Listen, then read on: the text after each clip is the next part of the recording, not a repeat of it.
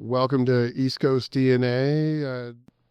Astute observers may know where we're at today. We're at the Marigold Theatre here in Truro, Nova Scotia with Marshall Feit. Thank you for joining me, Marshall.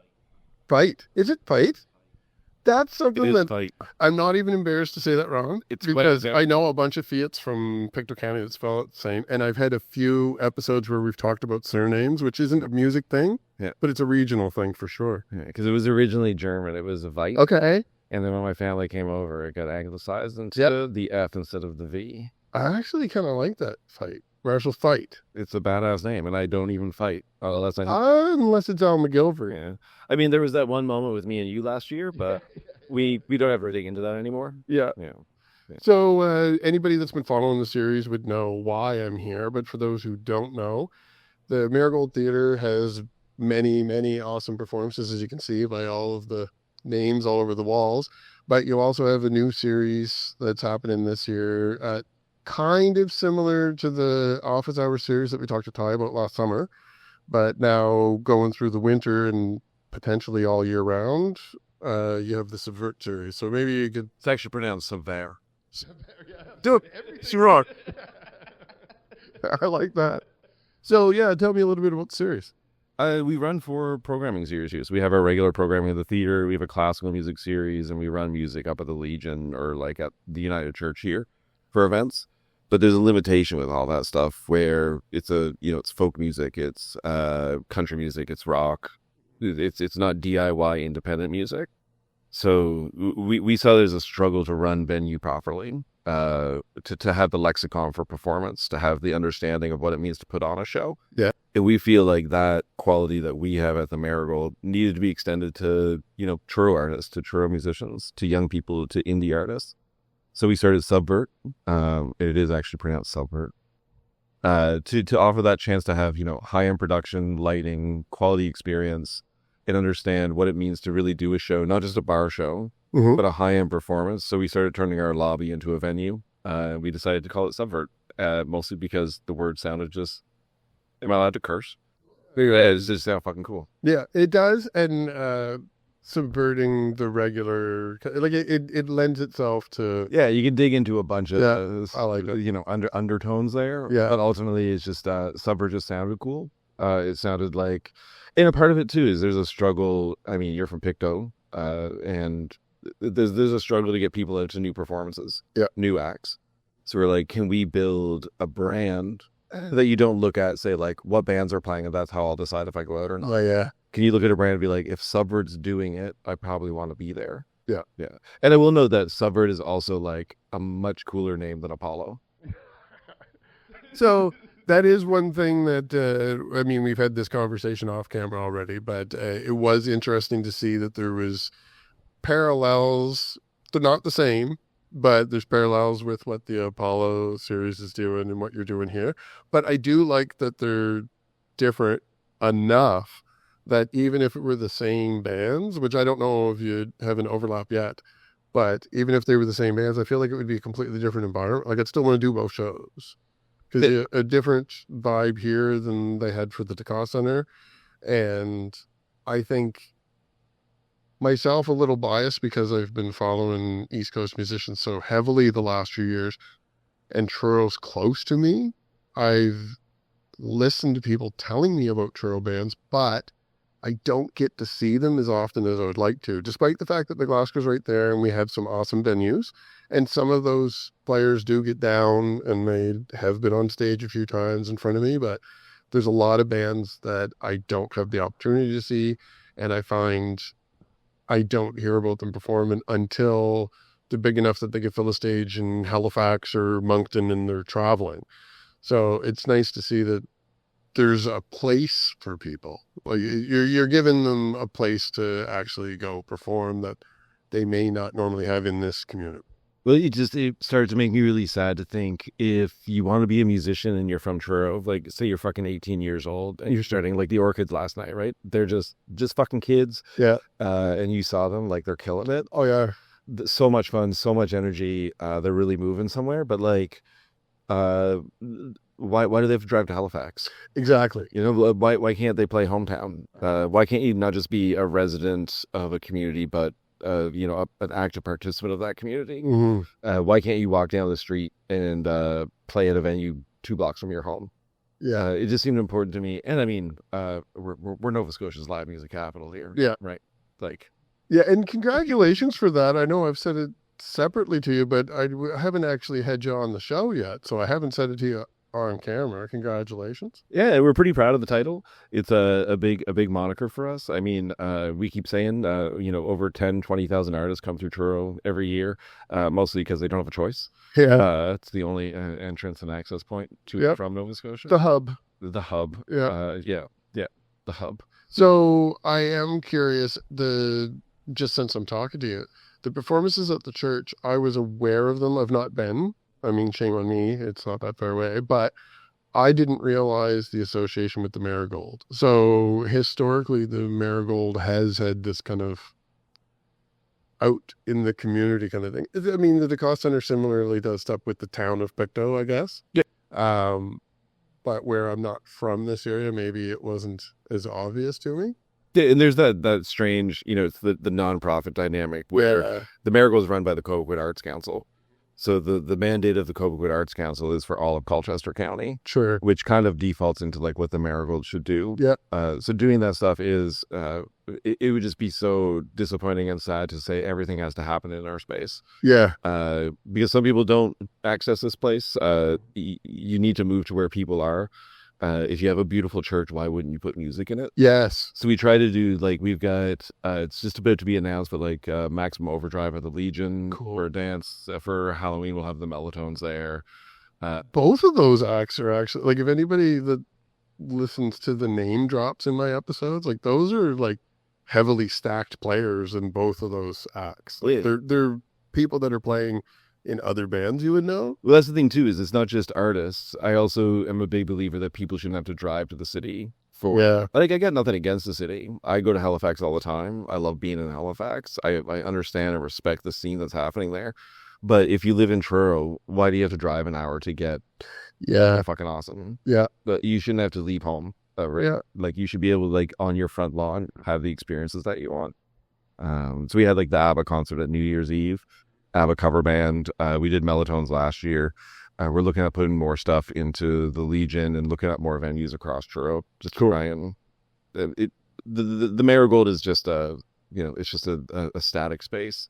But the idea of performance that comes out of the Marigold should be across the town. Yeah, and I do find, I mean, you would know better because you're front line, but from the outside, just kind of observing the scene, it seems like the approach that you've taken, and I don't know your predecessor, so maybe this has been a long time coming, but another venue that I have mentioned quite a few times, the Commune, which was originally in Glasgow and relocated here in Truro. Derek's just up the street here. You guys have good synergy between each other. It's not competitive. Oh, we adore the Commune. The guys over there, we're working on seeing how we can like intersect with each other, how we can be supportive of them. We also see the Marigold as a space where, as a nonprofit, we're better prepared to pay artists a higher guarantee and not just door cover, right? So we see our space as like, hey, we can invest in artists. We can give them better pay than what a private business, and it's not a point against private business. It's just the profit margins on it. Yeah, it's the struggle of live performance. But where we have taxpayer dollars, we have public money. We can put the money into artists' pockets to elevate what they do. So when they go play at the Commune, their show's better for having played here. Yeah, it's not that we're competing with someplace like the Commune or the Blunt Bartender or the Nook and Cranny. It's that we're hoping that what we do elevates the entire scene. So when artists play across town, their act's better. Yeah. And also raising the expectation of artists that when they go to a place, they know how to negotiate. They know how to fight for themselves. Yeah. What they're able to demand and say they deserve. Because, you know this, I know this, music is labor. Yeah. Music is work.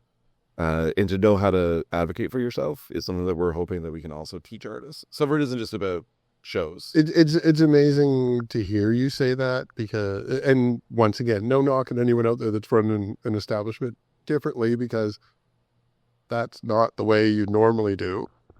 Normally, most private businesses would have to focus purely on profit to be able to pay their staff so they can be open and have a stage.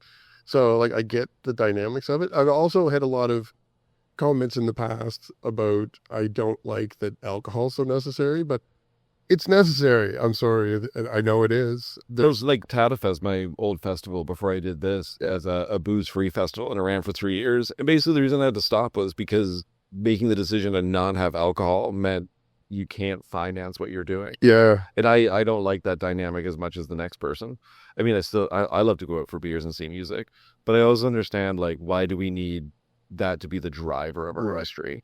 But then when you talk about private business, it isn't knocking them whatsoever. It is a struggle to put on live music. And we're also living in a moment where we kind of, like, through COVID, forgot why it's important to have live performance. Yeah, I know. We took the habit away from a whole generation. Mm-hmm. So the nonprofit should be stepping up to say, hey, we're going to rebuild the habit. We're going to give the artists the dignity and respect they deserve, and understand that they can learn what they need to advocate for. But we're also going to teach audiences going out is fucking important. Yeah. Third space is fucking important. Yeah. Just because we have an app that we can talk to each other constantly, Yeah. will never match the two guys having a beer at the bar. Yeah. And I do myself as a content creator get hung up a lot where I might spend longer than I'd like indoors staring at a computer screen, like reliving a moment. And then every once in a while I'll get out and I'm like, oh, like this is why I do it. Yeah. Is because I want to experience in person. Yeah. Well, like, so who runs SUBvert with me, who I should give a shout out to, James Boyle. He was here last night, and when we first started the conversations, it was during office hours last summer, the shows we did on the roof and in the lobby here. We're like, he used to program the Capitol and Federal. Okay. And that's where I, like, got my love of live music under me. He's going to the Capitol when I was 20. We would talk about, like, when we were fucking kids, we had cell phones, but you didn't have group chats. And you didn't talk constantly. You just, like, texted your friend and be like, I'm heading out now. Today, if you want to get laid, make buds, catch up, do anything, there's an app. Yeah. You can go on Tinder. You can go on Bumble. You can message your group chat. You can talk on Instagram. You can share stories. And we lost the value of that moment where if I want those things, I have to show up in person. Yeah. So when we get to Friday night, we're socialized out. That's why we don't go out. But as tides turn and we see Meta become fucking Nazis and shit, Yeah. we're starting to realize again, being out is deeply human. Yeah. In person, a cell phone will never ever replace the in-person experience. Like what happened last night. There was a 12-year-old here, like rocking out to Motherhood. There was, like, 60-year-olds here hanging out, drinking beers. Puppies. Sorry. There's a little dog right There's there. puppies. Yeah. We have SUBvert dogs. Shout out to Benson and Tofu. Amazing. But it will never match that experience of everyone being in a room. I'm rambling on here, but when I introduced my shows through Christmas, I would keep saying, what an important thing right now to be in a room with a diverse set of experiences and worldviews for a singular reason. Mm-hmm. What a special thing in a moment where the world feels so fucking tragic, to be with your fellow community in a room, not arguing, not fighting, watching something beautiful. Yeah. Like, how much more important is that now? Exactly. And I mean, I don't want to go too far off in another direction, but there's also an element to that too, as I'm sure you're aware. I'm a little bit older than you, but generationally, when there's ebbs and flows in the music industry, it's those independent bands that you're focusing on for this series right now that, in a time of political unrest, which we maybe haven't quite gotten to the extremity of yet, but we're there. We're not in a great spot. Those voices are really important because they're not watered down by corporate wishes and sponsorship yet, which is amazing that there's opportunities out there for them to get that stuff. But when they're still at that level, they can do and say whatever they want. So it's nice to be able to put a mic in front of them and give them an audience too, just in case they do have something they want to share with the world. Like the Orchids last night, it's like, yeah, I'm almost 40. It's like, I remember my 20-year-old days of being, reckless and freewheeling and just the energy that you had that and the worldview. Mm-hmm. And then you see the Orchids play last night, and I think they're like 18 years old. Yeah. And it's like, what a great thing to still see that an artist will wear the guitar low, distort the fuck out of it with a huge cabinet and scream whatever the fuck they think. Yeah. It's amazing. That still happens means, like, maybe the world's going to shit, but this is the ground floor of, like, we are all still. Yeah. Yeah, there's just still lots of hope for the future, that's for sure. Yeah, what's the tacky line that old people like us say? The kids are all right. And actually, I'll give you, I don't normally drop a lot of hints of how old I am. I have mentioned in a couple episodes that I'm an immortal, so some people know. But Yes. being that, I have a lot of memories of stuff that would date me. And where we were talking about sponsorships and everything, I just anecdotally, the context of it is that things do change over time. So where I am a little bit older, I remember going to festivals that were sponsored not by alcohol. Export A used to be cigarette sponsored music festivals. And they even had one on Citadel Hill. They had different little activities set up. So they had some diverse sponsorship. There were like Trojan Condoms had a twister game where you get covered in a bucket of lubricant first. That makes complete sense to me. And Export A had a rock climbing wall, and at the bottom of it was an ashtray in the waiver form. I just remember thinking like, this is not right. You climb to the top of the wall and there's a dart hanging up there. Free cigarette if you make it to the top. So yeah, as much as there's a necessity for funding, and I'm not anti-alcohol at all, things do change over time. So I suspect that with our society changing, it's been a long time that alcohol has had that cornerstone of the music industry. You're touching on something that I think about a lot, which is, we can get these beer sponsors, these craft brewer sponsors, these beer sponsors, these alcohol sponsors, and the ultimate reality that people need to start remembering is that live performance is a community effort.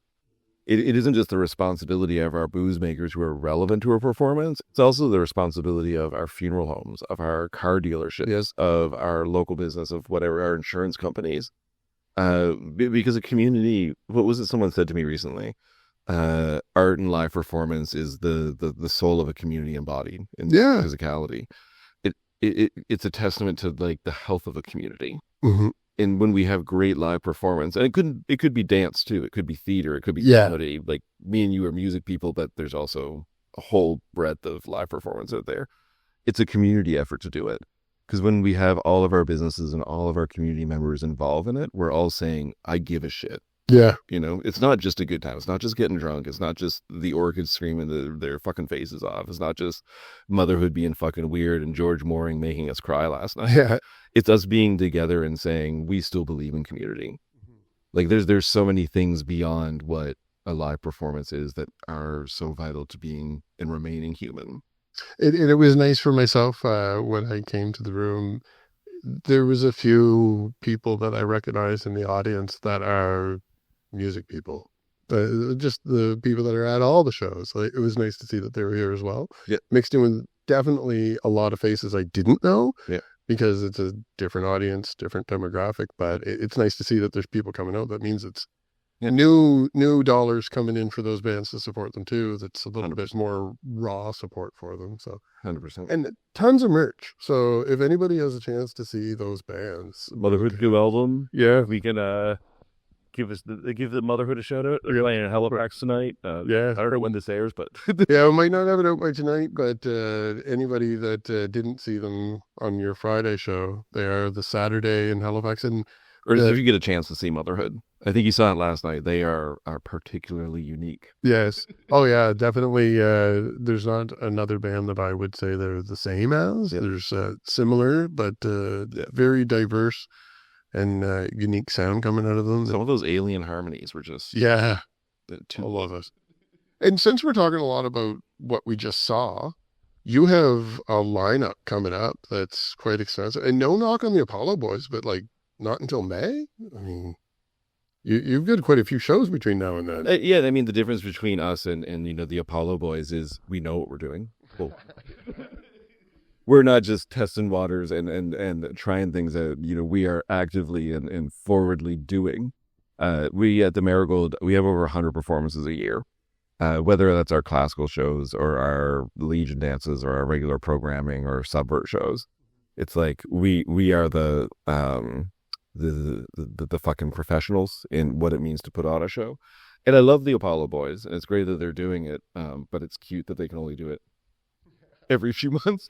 Well, we'll see if maybe this ramps them up a little bit more. We'll see what they have in store for us. I love that because I think a little healthy competition, a little poke at each other, Yeah, makes yeah, us do more. absolutely. Yeah. When we did the live music capital thing for Truro, our hope was that Picto would chirp us back. Yeah, Picto sadly stayed pretty quiet on it. yeah, yeah. But I look forward to the day that Picto gives us a reason why they're the live music capital. Because a little fight over the title would be good for all of us. Yeah, I think so. And I definitely think there's a little, there's been a lot of changes back home too the last couple of years. So I think you're probably ramping up for a little bit more competition the next couple of years too. So I can't wait. it's all good. I love it. I can't fucking wait. And when is your next SUBvert show for anyone that's watching this that's like, hey, that sounds like a cool idea? So we do 2 a month in terms of the SUBvert series. We're going to ramp that up through the summer. But for now, as we just try to grow the SUBvert name and the brand, what it does, we've got Shake Appeal, which is Wants, Adam Warren, and he brings in other like Halifax or area airways, and those are dance nights.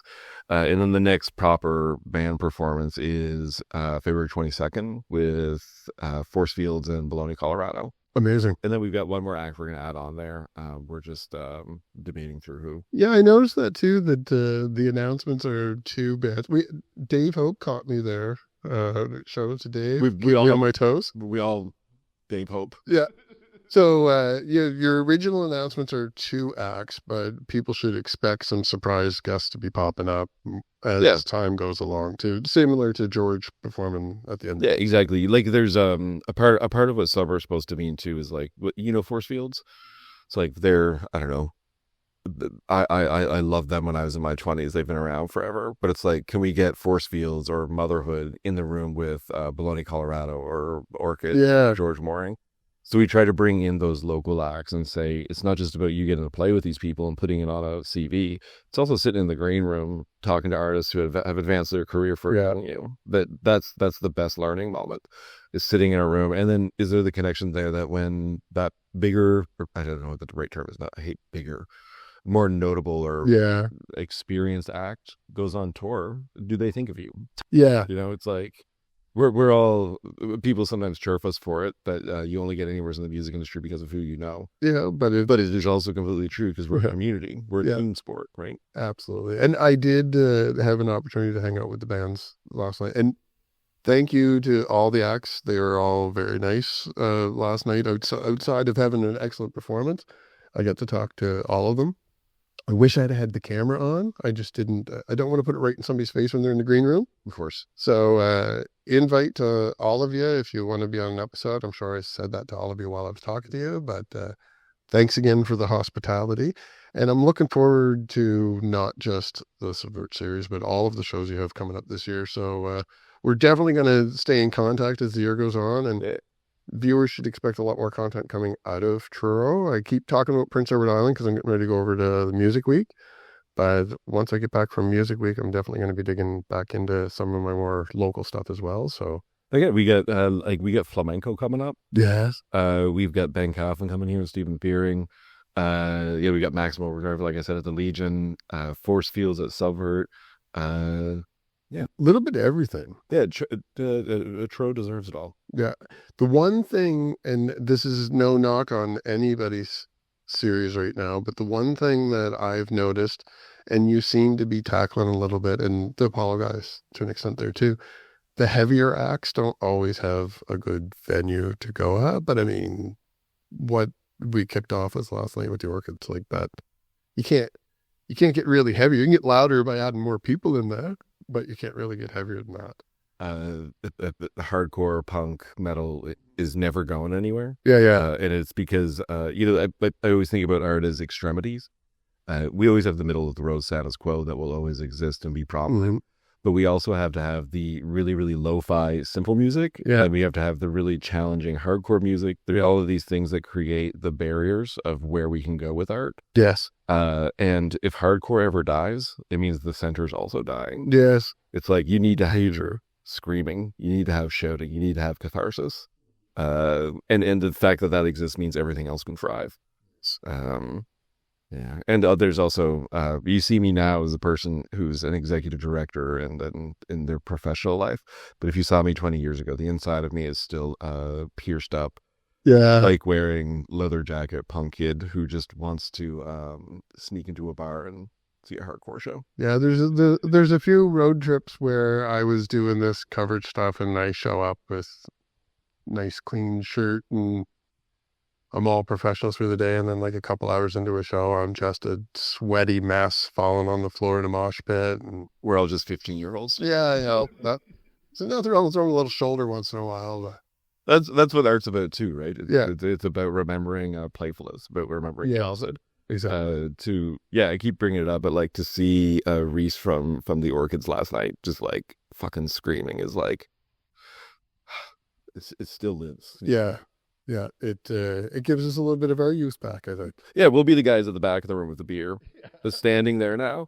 But it doesn't negate the fact that like within all of us is still the spiked gene vest Yeah, thing. yeah, exactly. Yeah.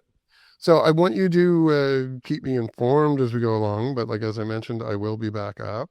And for anyone out there that's watching this episode, one thing that's not utilized too much is the comments down below. So I'm curious for anyone that's been following along with what's been happening back in Pictou County and what's happening in Truro. Yeah. Let me know what your opinions are. Like, what bands are you wanting to see? What do you think of the performances that you've seen so far? These guys have very thick skin.